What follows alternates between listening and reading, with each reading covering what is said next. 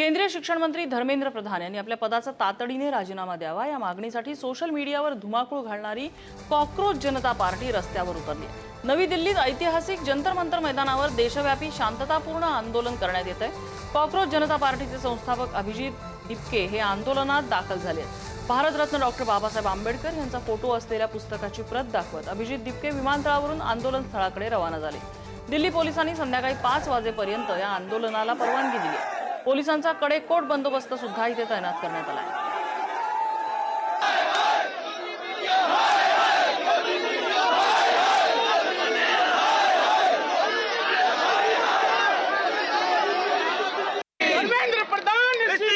आगळे वेगळं आंदोलन राजधानी दिल्लीतील या जंतर मंतरवरती होताना पाहायला मिळतंय।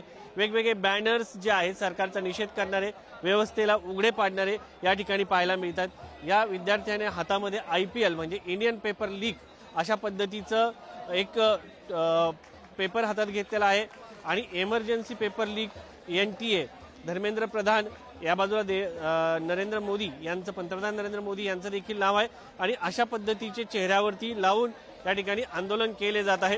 तर आपण इनसे जानना चाहेंगे क्या इनकी कहना है। भाई आपका क्या कहना है? ये देख लीजिए, Indian paper league, IPL Indian premier league से भी बड़ा है ये।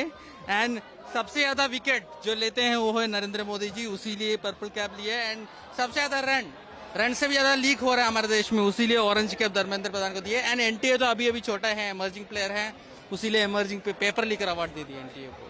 क्या लगता है आपको धर्मेंद्र प्रधान जी का रिजाइन हो जाएगा? करना चाहिए, इतना लोग मांग कर रहे हैं तो करना ही चाहिए। हाँ, कैसे होगा? लेकिन ये आप जिस तरह से अभी आंदोलन कर रहे हैं, अभिजीत दिपके अभी तक यहाँ तक पहुंचे नहीं है। अब वो पता नहीं, हम लोग एक इश्यू के लिए आए हैं, हम लोग सॉलिडारिटी के लिए आए हैं। बाकी डिटेल्स हम लोग भी जान ही रहे हैं अभी, पर अभी सिर्फ प्रोटेस्ट है पेपर लीक के खिलाफ। जे कॉकरोच जनता पार्टीनं आंदोलन उभं केलं किंवा तरुण एकवटले आहेत, त्यामुळं आता युवा शक्ती शांत बसणार नाही। हा तरुण आता रोजगारासाठी भटकणारा या देशाला उद्ध्वस्त होताना बघणार नाही। परिवर्तनाची सुरुवात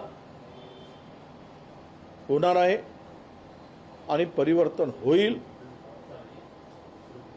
त्याची सुरुवात या आंदोलनातून झालेली आहे। आणि दिल्लीत कॉकरोच जनता पार्टीच्या आंदोलनाला छत्रपती संभाजीनगरमधून जोरदार पाठिंबा दर्शवण्यात आला। केंद्र सरकार विरोधात घोषणाबाजी करत कार्यकर्त्यांनी शिक्षण क्षेत्रातल्या त्रुटी आणि परीक्षा व्यवस्थेतल्या गोंधळावरनं केंद्रीय शिक्षण मंत्री धर्मेंद्र प्रधान यांच्या राजीनाम्याची मागणी केली।